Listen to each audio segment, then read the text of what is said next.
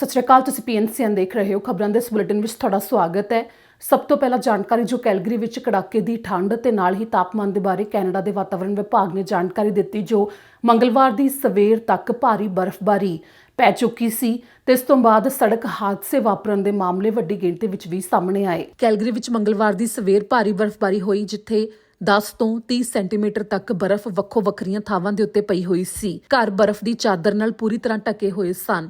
ਲੌਂਗ weekend ਤੋਂ ਬਾਅਦ ਜਿੱਥੇ ਇੱਕ ਪਾਸੇ ਕੈਲਗਰੀ ਵਾਸੀਆਂ ਨੇ ਕੰਮਾਂ ਤੇ ਜਾਣਾ ਸੀ ਤਾਂ ਬਰਫ਼ ਕਰਕੇ ਸੜਕਾਂ ਦੇ ਉੱਤੇ ਕਈ ਵਾਹਨ ਫਸ ਗਏ। ਕੈਨੇਡਾ ਦੇ ਵਾਤਾਵਰਣ ਵਿਭਾਗ ਦੀ ਕੈਲਗਰੀ ਦੇ ਲਈ ਬਰਫ਼ਬਾਰੀ ਦੀ ਚੇਤਾਵਨੀ ਜਾਰੀ ਹੈ, ਪਰ ਭਾਰੀ ਬਰਫ਼ਬਾਰੀ ਪਹਿਲਾਂ ਹੀ ਹੋ ਚੁੱਕੀ ਹੈ। ਕੈਲਗਰੀ ਪੁਲਿਸ ਨੇ ਦੱਸਿਆ ਕਿ ਉਹਨਾਂ ਨੂੰ ਅੱਧੀ ਰਾਤ ਤੋਂ ਮੰਗਲਵਾਰ ਦੀ ਸਵੇਰ 11 ਵਜੇ ਤੱਕ 61 ਸੜਕ ਹਾਦਸਿਆਂ ਦੇ ਬਾਰੇ ਰਿਪੋਰਟ ਮਿਲ ਚੁੱਕੀ ਹੈ, ਜਿਨ੍ਹਾਂ ਦੇ ਵਿੱਚੋਂ 4 ਹਾਦਸਿਆਂ ਵਿੱਚ ਵਿਅਕਤੀ ਜ਼ਖਮੀ ਵੀ ਹੋਏ ਨੇ। 8 ਹਾਦਸੇ ਹਿੱਟ ਐਂਡ ਰਨ ਦੇ ਸਨ। 16 ਐਵੇਨਿਊ ਦੇ ਉੱਤੇ ਹੀ ਕਈ ਸੜਕ ਹਾਦਸੇ ਵਾਪਰੇ ਨੇ। ਸੜਕਾਂ ਤੋਂ ਬਰਫ਼ ਹਟਾਉਣ ਦੇ ਲਈ ਕੈਲਗਰੀ ਸਿਟੀ ਦੇ ਕਰੀਬ 100 ਵਾਹਨ ਲੱਗੇ ਹੋਏ ਸਨ ਤੇ ਹੋਰ ਵੀ ਕਈਆਂ ਨੂੰ ਠੇਕੇ ਦਿੱਤੇ ਗਏ ਨੇ ਬਰਫ਼ ਹਟਾਉਣ ਦੇ ਲਈ। ਕੈਲਗਰੀ ਵਾਸੀਆਂ ਨੂੰ ਕਿਹਾ ਜਾ ਰਿਹਾ ਹੈ ਕਿ ਉਹ ਆਪਣੇ ਘਰਾਂ ਦੇ ਅੱਗੇ ਤੋਂ ਬਰਫ਼ ਜ਼ਰੂਰ ਹਟਾ ਦੇਣ ਤਾਂ ਕਿ ਪੈਦਲ ਜਾਣ ਵਾਲਿਆਂ ਦੇ ਲਈ ਸੁਰੱਖਿਅਤ ਹੋਵੇ। ਬਰਫ਼ ਤਾਂ ਪੈ ਚੁੱਕੀ ਹੈ, ਜਿਸ ਤੋਂ ਬਾਅਦ ਹੁਣ ਕੜਾਕੇ ਦੀ ਠੰਡ ਪੈ ਰਹੀ ਹੈ। ਮੰਗਲਵਾਰ ਦੀ ਦੁਪਹਿਰ ਨੂੰ ਤਾਪਮਾਨ -19 ਸੀ ਤਾਂ ਰਾਤ ਨੂੰ -24 ਤੱਕ ਪਹੁੰਚਣ ਦੇ ਆਸਾਰ ਨੇ ਤੇ ਹਵਾ ਕਰਕੇ -31 ਤੱਕ ਮਹਿਸੂਸ ਹੋਵੇਗਾ। ਬੁੱਧਵਾਰ ਨੂੰ ਤਾਪਮਾਨ -23 ਹੋਣ ਦੇ ਬਾਰੇ ਦੱਸਿਆ ਗਿਆ ਤਾਂ ਵੀਰਵਾਰ ਨੂੰ -24 ਤੱਕ ਹੋਵੇਗਾ। ਵੀਰਵਾਰ ਦੀ ਰਾਤ ਨੂੰ ਤਾਪਮਾਨ -30 ਤੱਕ ਵੀ ਪਹੁੰਚ ਜਾਵੇਗਾ ਤੇ ਫਿਰ ਆਉਂਦੇ ਵੀਕਐਂਡ ਦੇ ਉੱਤੇ ਸ਼ਨੀਵਾਰ ਨੂੰ 3 ਤੱਕ ਤਾਪਮਾਨ ਉੱਪਰ ਆ ਜਾਵੇਗਾ। ਹੁਣ ਰੁਕ ਅਗਲੀ ਖਬਰ ਦੇ ਵੱਲ। ਕੰਜ਼ਰਵੇਟਿਵ ਲੀਡਰ ਪੀਅਰ ਪੋਲੀਐਵ ਨੇ ਇੱਕ ਪ੍ਰੈਸ ਕਾਨਫਰੰਸ ਕੀਤੀ, ਜਿਸ ਦੇ ਵਿੱਚ ਉਹਨਾਂ ਨੇ ਐਲਾਨ ਕੀਤਾ ਤੇ ਮੰਗ ਕੀਤੀ ਹੈ ਪ੍ਰਧਾਨ ਮੰਤਰੀ ਜਸਟਿਨ ਟਰੂਡੋ ਤੋਂ ਕਿ ਕਿਊਬੈਕ ਦੇ ਵਿੱਚ ਇੱਕ ਬਾਰਡਰ ਜਿੱਥੇ ਤੋਂ ਗੈਰ ਕਾਨੂੰਨੀ ਤਰੀਕੇ ਨਾਲ ਪ੍ਰਵਾਸੀ ਆਉਂਦੇ ਨੇ ਤੇ ਰਿਫਿਊਜੀਆਂ ਦੇ ਵਜੋਂ ਪਨਾਹ ਦੇ ਵਾਸਤੇ ਉਹ ਦਾਅਵਾ ਕਰਦੇ ਨੇ, ਤਾਂ ਉਸ ਬਾਰਡਰ ਨੂੰ ਬੰਦ ਕੀਤਾ ਜਾਵੇ। ਆਖਿਰ ਕਿਉਂ ਤੇ ਕੀ ਇਹ ਪੂਰਾ ਮਾਮਲਾ, ਇਸ ਦੇ ਬਾਰੇ ਤੁਹਾਨੂੰ ਹੁਣ ਅਸੀਂ ਦੱਸਾਂਗੇ। ਕਿਊਬੈਕ ਵਿੱਚ ਰੋਕਜ਼ੈਮ ਰੋਡ ਬਾਰਡਰ ਨੂੰ ਤੁਰੰਤ ਬੰਦ ਕਰਨ ਦੀ ਮੰਗ ਕੀਤੀ ਜਾ ਰਹੀ ਹੈ। ਪਹਿਲਾਂ ਕਿਊਬੈਕ ਵਿੱਚੋਂ ਇਹ ਮੰਗ ਕਈ ਲੀਡਰ ਕਰ ਚੁੱਕੇ ਨੇ, ਤਾਂ ਹੁਣ ਕੰਜ਼ਰਵੇਟਿਵ ਪਾਰਟੀ ਦੇ ਪ੍ਰਧਾਨ ਪੀਅਰ ਪੋਲੀਐਵ ਨੇ ਕੈਨੇਡਾ ਸਰਕਾਰ ਤੋਂ 30 ਦਿਨ ਦੇ ਵਿੱਚ ਇਸ ਬਾਰਡਰ ਕ੍ਰਾਸਿੰਗ ਨੂੰ ਬੰਦ ਕਰਨ ਦੀ ਮੰਗ ਕੀਤੀ ਹੈ, ਜਿਸ ਰਾਹੀਂ ਗੈਰ ਕਾਨੂੰਨੀ ਤਰੀਕੇ ਨਾਲ ਪ੍ਰਵਾਸੀ ਲਗਾਤਾਰ ਕਿਊਬੈਕ 'ਚ ਦਾਖਲ ਹੁੰਦੇ ਨੇ। ਬਾਰਡਰ ਫੈਡਰਲ ਸਰਕਾਰ ਅਧੀਨ ਆਉਂਦੇ ਨੇ, ਜਿਸ ਕਰਕੇ ਕਿਸੇ ਵੀ ਸੂਬੇ ਵਿੱਚ ਦੇਸ਼ ਦੀਆਂ ਸਰਹੱਦਾਂ ਦੇ ਬਾਰੇ ਹਰ ਫੈਸਲਾ ਕੈਨੇਡਾ ਸਰਕਾਰ ਹੀ ਲੈ ਸਕਦੀ ਹੈ। ਕਿਊਬੈਕ ਸਰਕਾਰ ਸਰਹੱਦਾਂ ਦੀ ਸਖਤੀ ਦੇ ਬਾਰੇ ਕੈਨੇਡਾ ਸਰਕਾਰ ਤੋਂ ਕਈ ਵਾਰ ਮੰਗ ਕਰ ਚੁੱਕੀ ਹੈ।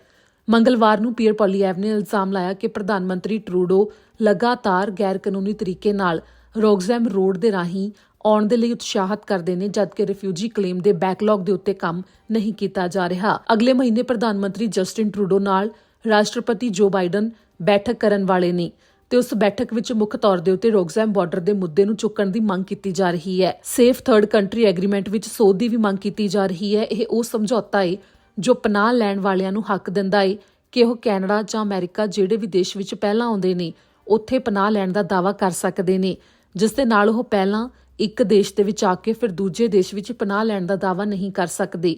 ਕਿਊਬੈਕ ਵਿੱਚ ਸਾਲ 2022 ਦੌਰਾਨ 39,000 ਪ੍ਰਵਾਸੀਆਂ ਨੇ ਗੈਰ ਕਾਨੂੰਨੀ ਤਰੀਕੇ ਨਾਲ ਦਾਖਲ ਹੋ ਕੇ ਕੈਨੇਡਾ ਵਿੱਚ ਪਨਾਹ ਲੈਣ ਦਾ ਦਾਅਵਾ ਕੀਤਾ ਹੈ, ਜਦਕਿ ਬਾਕੀ ਦੇ ਕੈਨੇਡਾ ਵਿੱਚ ਇੱਕ ਸਾਲ ਦੌਰਾਨ ਇਹ ਗਿਣਤੀ 369 ਹੀ ਰਹੀ ਹੈ। His failures include immigrants themselves, 2 million of whom are waiting in the queue to have their cases heard. More than 1 million have been waiting longer than the acceptable delay time. Refugees, the number of refugees waiting in the system to have their cases heard has gone from 56,000 to 71,000, a nearly 1/3 increase. These are the failures of Justin Trudeau after 8 years. And nowhere is that chaos more evident than at Roxham Road, where Trudeau encouraged people to cross illegally into Canada. He's done so through his words and through the system that he has set up that encourages crossings at that particular place. ਅੱਗੇ ਜਾਣਕਾਰੀ ਜੋ ਸਰੀ police ਨੂੰ ਲੈ ਕੇ British Columbia ਦੀ ਸਰਕਾਰ ਦੇ ਵੱਲੋਂ ਤਾਜ਼ਾ ਬਿਆਨ ਦਿੱਤਾ ਗਿਆ, ਉਸ ਦੇ ਬਾਰੇ ਬ੍ਰਿਟਿਸ਼ ਕੋਲੰਬੀਆ ਸਰਕਾਰ ਨੇ ਕਿਹਾ ਕਿ ਸਰੀ ਵਿੱਚ ਸ਼ਹਿਰ ਦਾ ਆਪਣਾ ਪੁਲਿਸ ਵਿਭਾਗ ਹੋਵੇਗਾ ਜਾਂ RCMP ਹੀ ਕੰਮ ਕਰੇਗੀ। ਇਸ ਦਾ ਜਵਾਬ ਸੂਬਾ ਸਰਕਾਰ ਬਸੰਤ ਰੁੱਤ ਤੋਂ ਪਹਿਲਾਂ ਦੇਵੇਗੀ। ਬਸੰਤ ਰੁੱਤ ਮਾਰਚ 20 ਤੋਂ ਜੂਨ 21 ਤੱਕ ਹੈ, ਜਿਸ ਦਰਮਿਆਨ ਸਰੀ ਵਾਸੀਆਂ ਨੂੰ ਇਸ ਫੈਸਲੇ ਦੇ ਬਾਰੇ ਪਤਾ ਲੱਗ ਜਾਵੇਗਾ। BC ਦੇ ਪਬਲਿਕ ਸੇਫਟੀ ਮੰਤਰੀ ਮਾਈਕ ਫਾਰਨਵਰਥ ਨੇ ਇਹ ਬਿਆਨ ਜਾਰੀ ਕੀਤਾ ਹੈ, ਜਿਨ੍ਹਾਂ ਨੇ ਨਾਲ ਹੀ ਇਹ ਵੀ ਕਿਹਾ ਕਿ ਸੂਬਾ ਸਰਕਾਰ ਦਾ ਕੋਈ ਵੀ ਜਵਾਬ ਹੋਵੇ ਜਾਂ ਜੋ ਵੀ ਬਦਲਾਅ ਆਉਣਾ ਹੈ ਉਸ ਦਾ ਖਰਚਾ ਸ਼ਹਿਰ ਵਾਸੀਆਂ ਤੋਂ ਲਏ ਜਾਂਦੇ ਟੈਕਸ ਦੇ ਵਿੱਚੋਂ ਹੀ ਹੋਵੇਗਾ। ਮਈ ਦੇ ਅੰਤ ਤੇ ਜੂਨ ਦੀ ਸ਼ੁਰੂਆਤ ਵਿੱਚ ਸ਼ਹਿਰ ਵਾਸੀਆਂ ਨੂੰ ਪ੍ਰਾਪਰਟੀ ਟੈਕਸ ਦੇ ਨੋਟਿਸ ਭੇਜੇ ਜਾਣੇ ਨੇ, ਜਿਸ ਤੋਂ ਪਹਿਲਾਂ ਇਸ ਦੇ ਉੱਤੇ ਫੈਸਲਾ ਵੀ ਆ ਜਾਵੇਗਾ। ਸਰੀ ਦੀ ਮੇਅਰ ਬ੍ਰੈਂਡਾ ਲੌਕ ਨੇ ਪਿਛਲੇ ਹਫ਼ਤੇ ਜੋ ਸ਼ਹਿਰ ਵਿੱਚ 5 ਸਾਲ ਦੇ ਲਈ ਬਜਟ ਦੇ ਬਾਰੇ ਜਾਣਕਾਰੀ ਦਿੱਤੀ। ਉਸ ਵਿੱਚ ਇਹ ਪੇਸ਼ ਕੀਤਾ ਗਿਆ ਹੈ ਕਿ ਇਸ ਸਾਲ ਪ੍ਰਾਪਰਟੀ ਟੈਕਸ ਵਿੱਚ 17.5% ਤੱਕ ਦਾ ਵਾਧਾ ਹੋਵੇਗਾ, ਜਿਸ ਦੇ ਵਿੱਚੋਂ 9.5% ਸਿੱਧਾ ਪੁਲਿਸ ਟ੍ਰਾਂਜੀਸ਼ਨ ਦੇ ਲਈ ਹੀ ਖਰਚਿਆ ਜਾਣਾ ਹੈ। ਬ੍ਰੈਂਡਾ ਲੌਕ ਦੀ ਜਦੋਂ ਮੇਅਰ ਵਜੋਂ ਚੋਣ ਹੋਈ ਸੀ, ਉਹਨਾਂ ਨੇ ਵਾਅਦਾ ਕੀਤਾ ਸੀ ਕਿ ਉਹ ਪੁਲਿਸ ਟ੍ਰਾਂਜੀਸ਼ਨ ਨੂੰ ਰੋਕਣਗੇ ਤੇ ਸ਼ਹਿਰ ਵਿੱਚ ਆਰਸੀਐਮਪੀ ਹੀ ਰਹੇਗੀ। ਪਹਿਲਾਂ ਸੂਬਾ ਸਰਕਾਰ ਨੇ ਆਰਸੀਐਮਪੀ ਤੋਂ ਸ਼ਹਿਰ ਦੀ ਆਪਣੀ ਪੁਲਿਸ ਦੇ ਲਈ ਮਨਜ਼ੂਰੀ ਦੇ ਦਿੱਤੀ ਸੀ ਤੇ ਹੁਣ ਜੇਕਰ ਸ਼ਹਿਰ ਵਿੱਚ ਆਰਸੀਐਮਪੀ ਹੀ ਰੱਖਣੀ ਹੈ ਤਾਂ ਸੂਬਾ ਸਰਕਾਰ ਦੀ ਮਨਜ਼ੂਰੀ ਉਸ ਦੇ ਲਈ ਜ਼ਰੂਰੀ ਹੈ, ਜਿਸ ਵਾਸਤੇ ਹੀ ਹੁਣ ਸੂਬਾ ਸਰਕਾਰ ਤੋਂ ਜਵਾਬ ਦੀ ਉਡੀਕ ਕੀਤੀ ਜਾ ਰਹੀ ਹੈ, ਜਿਸ ਦੇ ਲਈ ਬਸੰਤ ਰੁੱਤ ਤੱਕ ਦਾ ਸਮਾਂ ਦਿੱਤਾ ਗਿਆ ਸੂਬਾ ਸਰਕਾਰ ਵੱਲੋਂ। ਅਗਲੀ ਖਬਰ ਹੈ ਬਰਨਬੀ ਤੋਂ, ਜਿੱਥੇ ਕਿ ਇੱਕ ਨਾਬਾਲਗ ਨੌਜਵਾਨ ਦੇ ਚਾਕੂ ਮਾਰਨ ਦਾ ਮਾਮਲਾ ਸਾਹਮਣੇ ਆਇਆ ਹੈ। ਸੋਮਵਾਰ ਦੀ ਰਾਤ ਬਰਨਬੀ ਵਿੱਚ ਇੱਕ ਨੌਜਵਾਨ ਦੇ ਉੱਤੇ ਹਮਲਾ ਹੋਇਆ, ਜਿਸ ਤੇ ਚਾਕੂ ਮਾਰਿਆ ਗਿਆ, ਜਿਸ ਤੋਂ ਬਾਅਦ ਪੀੜਤ ਨੌਜਵਾਨ ਹਸਪਤਾਲ ਵਿੱਚ ਹੈ। ਪੁਲਿਸ ਨੇ ਕਿਹਾ ਕਿ ਉਹਨਾਂ ਨੂੰ 4500 ਬਲਾਕ ਤੇ ਸੈਂਟਰਲ ਬੁਲੇਵਾਰਡ ਦੇ ਉੱਤੇ ਮੈਟਰੋ ਟਾਊਨ ਕੋਲ ਬੁਲਾਇਆ ਗਿਆ, ਜਿੱਥੇ ਇੱਕ ਵਪਾਰ ਦੇ ਉੱਤੇ ਪੀੜਤ ਪਹੁੰਚ ਗਿਆ ਸੀ, ਜਿਸ ਤੇ ਚਾਕੂ ਲੱਗਿਆ ਹੋਇਆ ਸੀ ਤੇ ਉਹ ਬਚਾਅ ਲਈ ਉਸ ਵਪਾਰ ਵਿੱਚ ਚਲਿਆ ਗਿਆ, ਜਿਸ ਨੇ ਉੱਥੇ ਕੰਮ ਕਰਦੇ ਕਾਮਿਆਂ ਨੂੰ ਕਿਹਾ ਕਿ ਇੱਕ ਅਣਜਾਣ ਵਿਅਕਤੀ ਨੇ ਉਸ ਉੱਤੇ ਹਮਲਾ ਕੀਤਾ ਹੈ। ਪੁਲਿਸ ਨੇ ਅੱਜ ਇਸ ਦੀ ਜਾਣਕਾਰੀ ਜਨਤਕ ਕੀਤੀ ਹੈ, ਜਿਨ੍ਹਾਂ ਕਿਹਾ ਕਿ ਉਹਨਾਂ ਨੇ ਮੌਕੇ ਤੋਂ ਇੱਕ ਜਣੇ ਨੂੰ ਹਿਰਾਸਤ ਵਿੱਚ ਵੀ ਲਿਆ ਸੀ, ਪਰ ਉਸ ਨੂੰ ਬਾਅਦ ਵਿੱਚ ਬਿਨਾਂ ਕੋਈ ਕੇਸ ਦਰਜ ਕੀਤੇ ਛੱਡ ਵੀ ਦਿੱਤਾ ਗਿਆ। 15 ਸਾਲ ਦਾ ਨੌਜਵਾਨ ਹੈ ਜਿਸ ਤੇ ਚਾਕੂ ਮਾਰਿਆ ਗਿਆ ਹੈ, ਜੋ ਹਸਪਤਾਲ ਵਿੱਚ ਹੈ ਤੇ ਉਸ ਦੀ ਹਾਲਤ ਖਤਰੇ ਤੋਂ ਬਾਹਰ ਹੈ। ਇਸ ਮੌਕੇ ਅਧਿਕਾਰੀਆਂ ਦੇ ਵੱਲੋਂ ਤੇ ਨਾਲ ਹੀ ਚਸ਼ਮਦੀਦਾਂ ਨੇ ਇਹ ਵੀ ਜਾਣਕਾਰੀ ਸਾਂਝੀ ਕੀਤੀ ਹੈ ਕਿ ਚਾਕੂ ਮਾਰੇ ਜਾਣ ਦੇ ਇਸ ਮਾਮਲੇ ਤੋਂ ਕੁਝ ਦੇਰ ਬਾਅਦ ਮੈਟਰੋ ਟਾਊਨ ਦੇ ਮੈਕਡੋਨਲਡਸ ਦੇ ਉੱਤੇ 3 ਜਣੇ ਮੌਜੂਦ ਸਨ, ਜਿਨ੍ਹਾਂ ਨੂੰ ਪੁਲਿਸ ਨੇ ਘੇਰਾ ਪਾ ਲਿਆ। 6 ਪੁਲਿਸ ਅਧਿਕਾਰੀ ਮੌਕੇ ਦੇ ਉੱਤੇ ਪਹੁੰਚੇ, ਜਿਨ੍ਹਾਂ ਨੇ ਉਹਨਾਂ 3 ਨੂੰ ਗ੍ਰਿਫਤਾਰ ਵੀ ਕੀਤਾ, ਜਿਨ੍ਹਾਂ ਦੇ ਉੱਤੇ ਉਹਨਾਂ ਨੇ ਇਹ ਇਲਜ਼ਾਮ ਲਾਏ ਕਿ ਉਹਨਾਂ ਦੇ ਕੋਲ ਹਥਿਆਰ ਸਨ। ਅੱਗੇ ਜਾਣਕਾਰੀ ਜੋ ਰਿਚਮੰਡ ਆਰਸੀਐਮਪੀ ਨੇ ਦੱਸਿਆ ਕਿ ਇਸ ਦੇ ਉੱਤੇ ਜਾਂਚ ਅੱਗੇ ਕੀਤੀ ਜਾ ਰਹੀ ਹੈ। ਇੱਕ ਘਰ ਦੇ ਵਿੱਚੋਂ 2 ਮ੍ਰਿਤਕ ਦੇਹਾਂ ਮਿਲੀਆਂ। ਰਿਚਮੰਡ ਵਿੱਚ ਇੱਕ ਘਰ ਅੰਦਰ ਸੋਮਵਾਰ ਨੂੰ 2 ਲਾਸ਼ਾਂ ਮਿਲੀਆਂ ਨੇ। ਇੱਕ ਔਰਤ ਤੇ ਇੱਕ ਨਾਬਾਲਗ ਲੜਕੀ ਦੀ ਦੇਹ ਮਿਲੀ ਹੈ। ਇੰਟੀਗ੍ਰੇਟਿਡ ਹੋਮਿਸਾਈਡ ਇਨਵੈਸਟੀਗੇਸ਼ਨ ਟੀਮ ਮਾਮਲੇ ਦੀ ਜਾਂਚ ਕਰ ਰਹੀ ਹੈ। ਪੁਲਿਸ ਨੇ ਕਿਹਾ ਹੈ ਕਿ ਉਹਨਾਂ ਨੂੰ 6500 ਬਲਾਕ ਤੇ ਬਰਨਾਰਡ ਡਰਾਈਵ ਦੇ ਉੱਤੇ ਇੱਕ ਘਰ ਵਿੱਚ ਬੁਲਾਇਆ ਗਿਆ।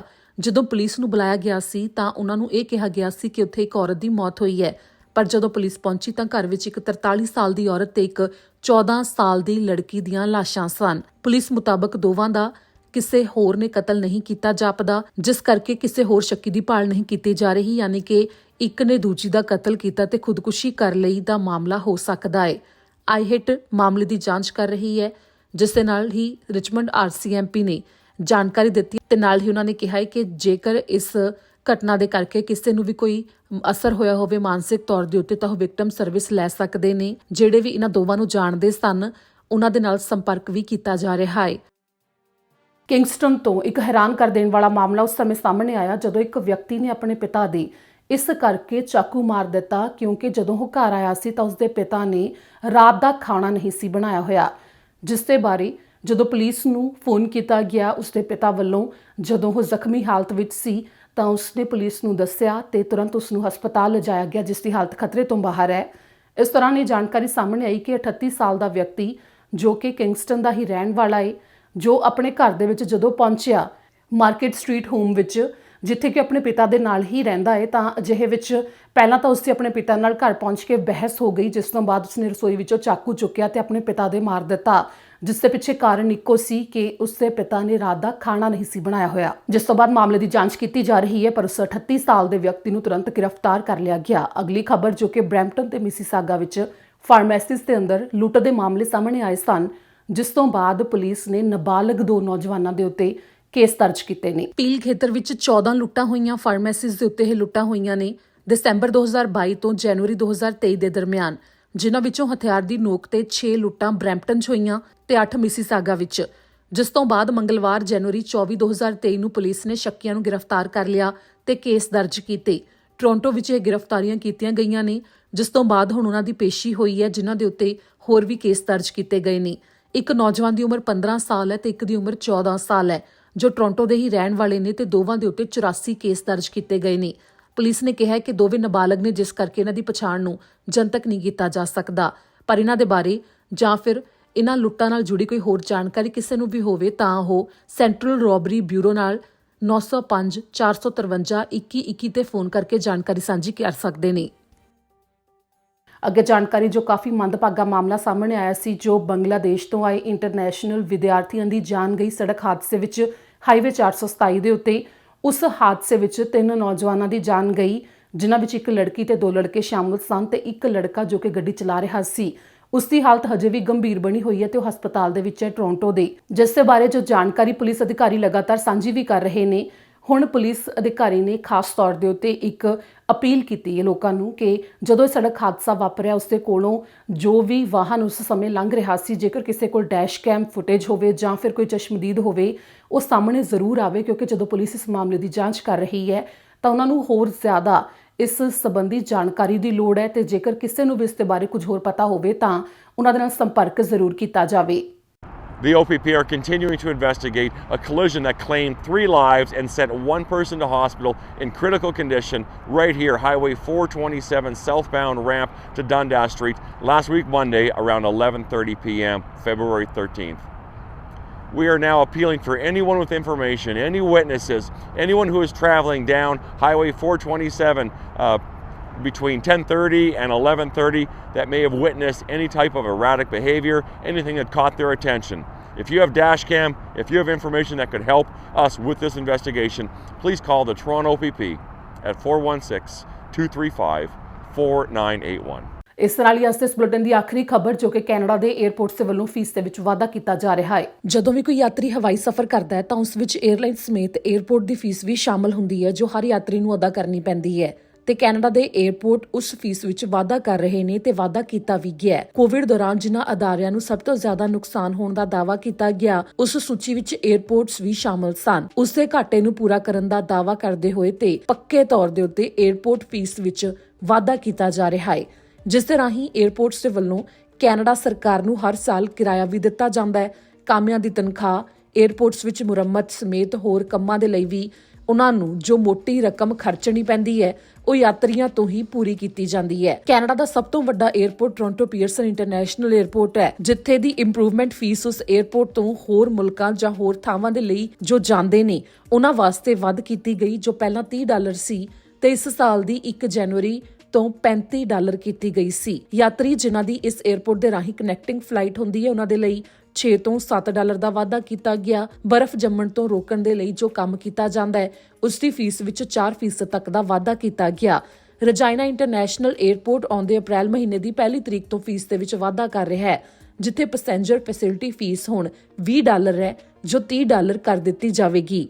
ਫੋਰਟ ਮੈਕਮਰੇ ਇੰਟਰਨੈਸ਼ਨਲ 에ਅਰਪੋਰਟ, ਜੋ ਕਿ ਅਲਬਰਟਾ ਦੇ ਵਿੱਚ ਹੈ, ਉਹਨਾਂ ਵੱਲੋਂ ਵਿਚਾਰ ਕੀਤਾ ਜਾ ਰਿਹਾ ਹੈ ਕਿ ਜੋ $40 ਤੱਕ ਇਹ ਫੀਸ ਕੀਤੀ ਜਾਵੇਗੀ। ਜਿਵੇਂ ਕਿ ਕੋਵਿਡ-19 ਦੇ ਦੌਰਾਨ ਇਹਨਾਂ 에ਅਰਪੋਰਟਸ ਨੂੰ ਕਾਫੀ ਜ਼ਿਆਦਾ ਘਾਟਾ ਹੋਇਆ ਤੇ ਜਿਨ੍ਹਾਂ 에ਅਰਪੋਰਟਸ ਦੇ ਉੱਤੇ ਕਰਜ਼ਾ ਪਹਿਲਾਂ ਲੱਖਾਂ ਡਾਲਰ ਵਿੱਚ ਸੀ ਤੇ ਹੁਣ ਉਹ ਅਰਬਾਂ ਦੇ ਵਿੱਚ ਹੋ ਗਿਆ ਹੈ। ਪੀਅਰਸਨ 에ਅਰਪੋਰਟ ਦੀ ਅਗਵਾਈ ਗ੍ਰੇਟਰ ਟੋਰਾਂਟੋ 에ਅਰਪੋਰਟ ਅਥਾਰਟੀ ਵੱਲੋਂ ਕੀਤੀ ਜਾਂਦੀ ਹੈ, ਜਿਨ੍ਹਾਂ ਨੇ ਕਿਹਾ ਕਿ ਸਾਲ 2020 ਤੇ 21 ਵਿੱਚ ਉਹਨਾਂ ਨੂੰ $734 ਮਿਲੀਅਨ ਦਾ ਨੁਕਸਾਨ ਹੋਇਆ ਹੈ, ਜਿਨ੍ਹਾਂ ਦਾ ਕਰਜ਼ਾ $800 ਮਿਲੀਅਨ ਤੋਂ ਵੱਧ ਕੇ $7.2 ਬਿਲੀਅਨ ਤੱਕ ਪਹੁੰਚ ਗਿਆ ਹੈ।